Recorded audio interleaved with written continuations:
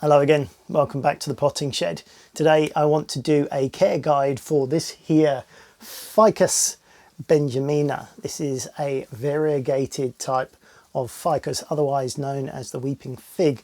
And isn't it a handsome specimen? I don't know if you can see that there.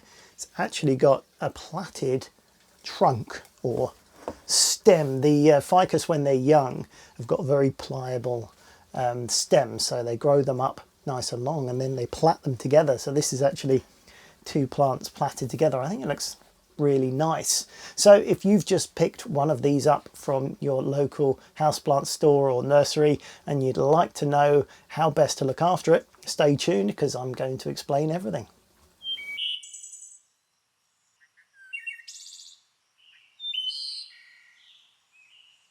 So luckily, these are actually pretty simple plants to look after. There's just one thing you have to be careful of, so stay tuned to the end of the video because I'm going to explain the one thing you really mustn't do, or you may risk killing your ficus. But to begin with, let's talk about sunlight. So the Ficus Benjamina will prefer more light than less, not necessarily the direct midday hot scorching sun, but generally you want to put it into a high light area with a good degree of sunlight. If it gets some direct sun in the afternoon or in the morning, that's fine, just not all day in the baking sun because it probably will scorch those leaves, and certainly it will dry out very quickly, which means you're going to be constantly watering it. So high light, good indirect light is going to be perfect for one of these. Moving on to soil, it's going to prefer an open, free draining mix, preferably with a bit of grit in it. If you don't have bits and bobs to make up your own soil, then if you can get a cactus mix from your local store, that's pretty much going to do the job because it's a succulent mix will have some sort of grit in it and will be an open texture. So that's the sort of thing that's going to be ideal for this. It doesn't want to be retaining water if you can help it. For feeding, I would say fertilize it once a month in the growing season, so spring all the way through to autumn or fall for you guys in Northern America. So a balanced general purpose houseplant feed that you can get in any local nursery or houseplant store will be fine. Dilute it as it says on the instructions in your normal watering and give it a good water. And if you can, if you've got a pot like this is a pot within a pot. So if you're specifically, when you're feeding, give it a good feed and let the water will drain through from the inner pot into the outer pot and sit in the bottom. Now normally you would then take it out and tip that out, but if you're feeding, just give it an extra half an hour to sit in there, because the water that's drained through will have an opportunity to get sucked up into the soil, if you like. Reabsorbed is probably a better word for it. Into the soil, and that means that some of that feed that's gone through gets a chance to come back up and feed the roots as best you can. So that's a good tip when you're feeding.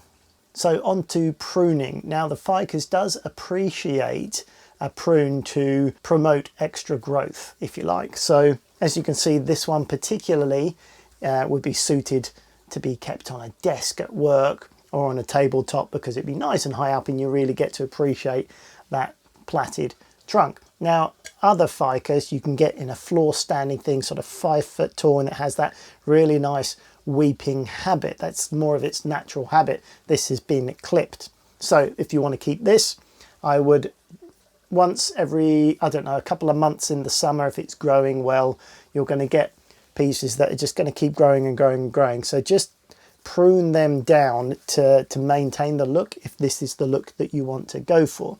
If you have a big plant that's in a floor standing pot in the corner of a room somewhere, which was very popular in the 70s, there would always be an old weeping fig in the corner that was just about surviving. They got some water every couple of months when someone remembered it, and would just not die, stoically sit there.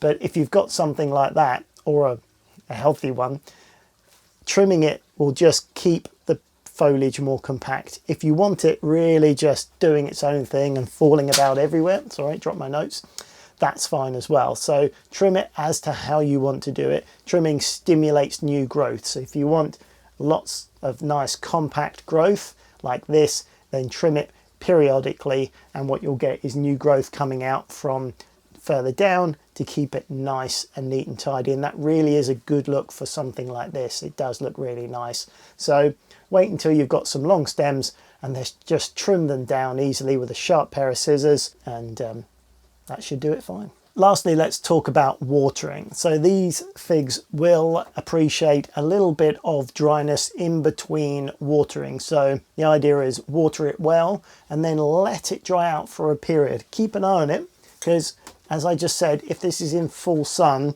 you know, a pot like this size will dry out very, very quickly within a day. In which case, within 2 days, it's going to be very dry and start getting stressed.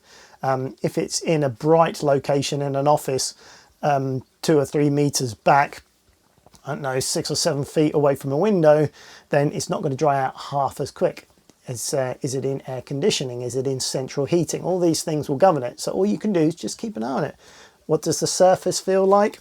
And then try and put your finger down into the soil and just feel. Once it starts to dry out within 2 or 3 inches, maybe even 4 inches down, then you can water it well again. So it's better to do lots of water occasionally than a little bit every now and again. A little bit every now and again does not really help many plants at all.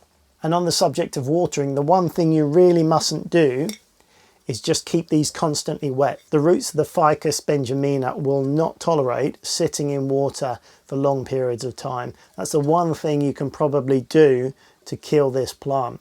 So if you've got a pot and an outer display pot like this, give it a good water, and like I said with the feeding, let it drain out and it will sit in here and the water will start climbing back up here. Fine. Even give it half an hour or so after you've watered, but afterwards take the pot out, pour away the excess water. So the soil can be nice and fully moist. You want all of the soil so that it's moist, but you don't want it wet. You don't want the water sitting there, because if the bottom of the pot is constantly sopping wet, then the roots near to the bottom of the pot will be constantly wet, and that will encourage rot. And once the roots have rotten, it's game over. See you later, Ficus Benjamina. So try not to do that. That's the one thing you mustn't do. Don't let it sit in water for any period of time. All right, I think that pretty much wraps it up for this Ficus Benjamina care guide video. Please give it a thumbs up if you found it useful, and subscribe for more houseplant related videos coming along very soon. Bye for now.